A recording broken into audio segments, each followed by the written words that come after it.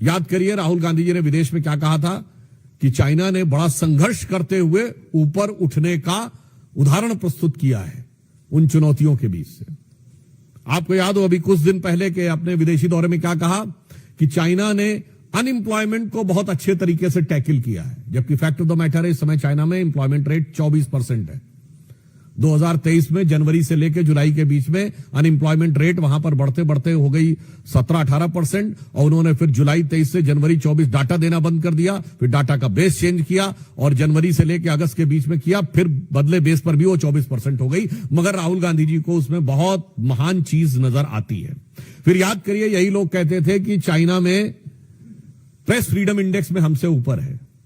जबकि चाइना के defence minister ली शॉन्गफू गायब हो गए, चाइना के फॉरेन मिनिस्टर क्विंग गैंग गायब हो गए, वहां की सबसे बड़ी कंपनी अलीबाबा के चीफ जैक मा गायब हो गए, परंतु इनको उसमें भी नजर आता था।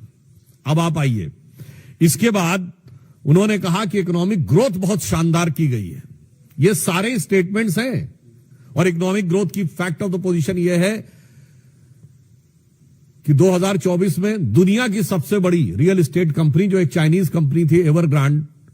उसकी लिक्विडिटी हो गई। हांगकांग कोर्ट ने कह दिया लिक्विडेट कर दिया जाए। चीन के ह्यूनान प्रोविंस में कई बैंक्स बैंकरप्ट हो गए, कितनी रियल एस्टेट कंपनीज बैंकरप्ट हो गई, that is one other thing. उस प्रक्रिया में जब हम यह देखते हैं कि यह बयान सैम पित्रोदा का आया है, पहली बात तो हम बहुत साफ करना चाहते हैं, भारत सरकार प्रधानमंत्री श्री नरेंद्र मोदी जी के नेतृत्व में विश्व के हर देश के साथ अच्छे और सौहार्दपूर्ण संबंध चाहती है, परंतु वो राष्ट्रीय स्वाभिमान, सुरक्षा और सुदृढ़ता को बनाए रखते हुए। अब इसके बाद उनका यह बयान कहना, तो मैं पूछना चाहता हूं, यह गलवान के शहीदों का अपमान है कि नहीं? मैं कांग्रेस पार्टी से सीधे पूछना चाहता हूं। गलवान में जो हुआ, हमारे 20 सैनिक बलिदान हो गए, और उसके बाद यदि आपका ओवरसीज का चीफ इस प्रकार की भाषा बोलता है तो यह निंदनीय है, भर्त्सना योग्य है, और यह भारत और भारतीय सेना, भारतीय सैनिकों के बलिदान का घनघोर अपमान है।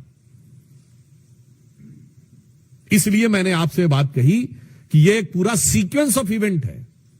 जिसमें सैम पित्रोदा बोलते हुए नजर आ रहे हैं। वैसे ऑन द रेफरेंस मैं आपको पहले बता दूं, बोल चुका हूं तो एक बार रिमाइंड भी कर दूं। वैसे आपको पता है भारत में एक दौर ऐसा भी था जब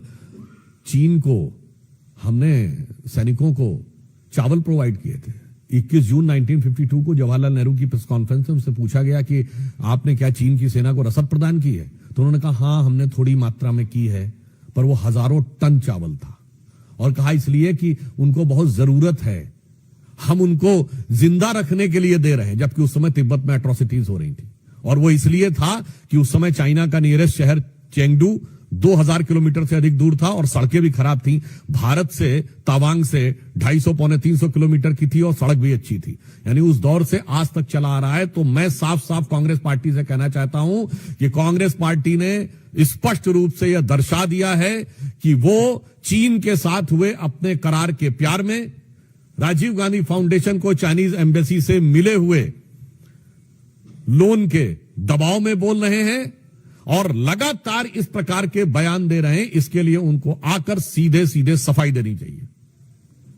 और वो अनेक उदाहरण हैं, वो सब तो अपनी जगह है। दूसरा विषय, एक और अधिक महत्वपूर्ण विषय आया है, भारत के चुनावी व्यवस्था को किस प्रकार से ये समुद्र पारीय कांग्रेस के अध्यक्ष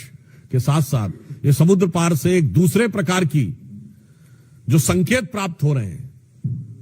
वो भी यह दर्शाते हैं कि भारत के लिए किस प्रकार के दुरभिसंधियां भारत के अंदर बैठे हुए कुछ लोग और कुछ भारत विरोधी शक्तियों के साथ चल रही हैं। कि एक international foundation for electoral systems नामक एक संस्था है, जिसने 2011 में भारत की एक संस्था India international institute of election management, जो कि चुनाव आयोग के साथ संबंधित संस्था है, इसके साथ एक करार किया। और यह करार में जो पीछे से सपोर्ट आ रही है वो CEPPS consortium for election political process, election and political process strengthening नामक संस्था से आ रही है, जो जॉर्ज सोरेस के ओपन सोसाइटी फाउंडेशन के साथ उसके संबंध हैं, जिसने $500 मिलियन भारत में इन्वेस्ट किए एक माध्यम से, यूएसएड इत्यादि के माध्यम से, और इसके बाद से 3-3.5 लाख डॉलर प्रतिवर्ष भारत में आते जा रहे थे। आज हम साफ साफ पूछना चाहते हैं कि भारत के इलेक्शन प्रोसेस, जबकि फैक्ट ऑफ द मैटर यह है कि 2020 में आप याद करिए, जब अमेरिका में चुनावी प्रक्रिया को लेकर अनेक प्रकार के प्रश्न उठे थे, तो भारत की चुनावी प्रक्रिया की तारीफ की गई थी कि जो इलेक्शन वोटर सिस्टम हमारे यहां है, वोटर आईडी कार्ड वाला, वो उनके यहां होना चाहिए। परंतु ये कौन सी शक्तियां हैं जो भारत में इस प्रकार चुनावी प्रक्रिया को प्रभावित करने, परिवर्तित करने या उसके अंदर कोई समस्या उत्पन्न करने के हेतु से आर्थिक अनुदान पाती हुई दिखाई पड़ रही थी? ये बहुत गहरा संदेह हमारे मन में उत्पन्न होता है। यानी बहुत साफ है कि सोरस की सुर, अंकल सैम के सुर, और उसके बाद जो कुछ यहां कांग्रेस बोलती है वो साफ नजर आता है। यानी अगर हम ये कहें, जो सैम पित्रोदा बोले हैं, ऐसा लगता है कि लिरिक्स जो है वो सैम पित्रोदा के हैं और उसके गीतकार सोरस हैं, और उसके ऊपर सिम्फनी बजाने का काम कांग्रेस पार्टी और इंडी गठबंधन के लोग कर रहे हैं। तो आज हम साफ साफ देश की जनता से कहना चाहते हैं कि अब कोई किंतु परंतु नहीं रहना चाहिए। और तीसरा विषय जो आप सबको ध्यान है, कांग्रेस के वरिष्ठ नेता और लोकसभा में उपनेता श्री गौरव गोगोई का जिस प्रकार के जॉर्ज सोरस के इस फाउंडेशन के साथ कनेक्शन नजर आता है, पाकिस्तान की एम्बेसी में उनकी बातचीत की फोटो, पाकिस्तान की दूतावास में मधुर मनोभावों के साथ वार्तालाप करते हुए, और भारत में आकर भारतीय सेना, भारतीय वायुसेना, भारतीय अर्धसैनिक बलों के विरुद्ध कटुतापूर्ण शब्दों का इजहार करते हुए, ये बातें अब बहुत साफ दिखाई पड़ती हैं कि देश के ऊपर आघात करने के एजेंडा बहुत साफ है कि विदेशी शक्तियों के लिए, जो भारत के विरोधी शक्तियां हैं, उनके लिए कांग्रेस की मोहब्बत की दुकान है, जिसमें मोहब्बत सोरस से भी है, मोहब्बत चाइना से भी है, और भारत के अंदर एक दूसरे से लड़ाने का विधान है। याद करिए, ये कहते हैं उत्तर और दक्षिण को लड़ाओ। इनके कर्नाटक के वित्त मंत्री ने कहा था कि साउथ में रेवेन्यू कलेक्शन ज्यादा है तो उत्तर से अलग होना चाहिए। इनके तेलंगाना और तमिलनाडु के मंत्रियों ने उत्तर प्रदेश और बिहार के बारे में जो बोला, वो क्या है, एक राज्य को दूसरे राज्य से लड़ाओ, उसके बाद भाषाओं को आपस में लड़ाओ, तमिल और हिंदी को लड़ाओ, फिर मराठी और बिहारी को लड़ाओ, फिर भाषा पे लड़ाओ, प्रांत पे लड़ाओ, क्षेत्र पे लड़ाओ, और उसके बाद जातियों में लड़ाओ, अगड़े पिछड़े में लड़ाओ, सामान्य और दलित में लड़ाओ। यानी बहुत साफ है कि बाहर की शक्तियों के लिए मोहब्बत की दुकान, और भारत में हर आधार पर वर्ग,